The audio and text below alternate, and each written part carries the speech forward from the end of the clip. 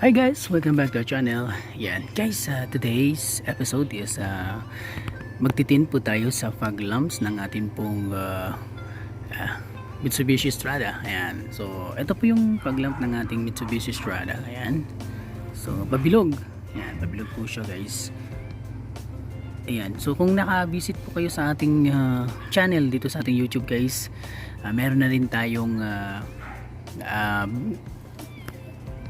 kinabitan ng tint dito sa Foglamps ng ating Kia Picanto last time. So ito yung tint na kinabit natin. Ayan, so yellow. So maglalagay tayo ng yellow tint dito sa ating Foglamps ng Mitsubishi Strada natin. Guys, bago tayo magsimula, papakita ko sa inyo yung mga kailangan nyong i-prepare para maisagawa itong ating DIY. So of course, yan, so kailangan nyo ng yan, tint film na kulay yellow.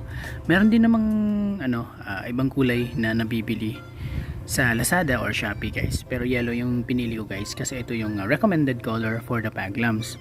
Kasi bangit din yung red, yung blue, yan, huhulihin tayo ng LTO nun guys. Pwede din naman kahit yung orange yan, pwede yung orange, pero itong yellow yung pinili ko guys. And then second, itong sa sticker na pang puller ano ba, pusher, pang ginaganon guys. Yan, so ito yung gagamitin natin para mas lalong dumikit itong ating film, tint film. Tapos extension wire, kailangan extension wire. Tapos meron kayong basahan, babasahin natin ito mamaya.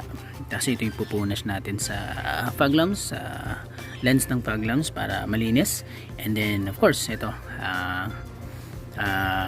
heat gun. Ayan, yung nasa isip ko guys, blower heat gun pala yan. Heat gun, so para madaling kumapit yung ating thin film. So ayan guys, so simulan na natin.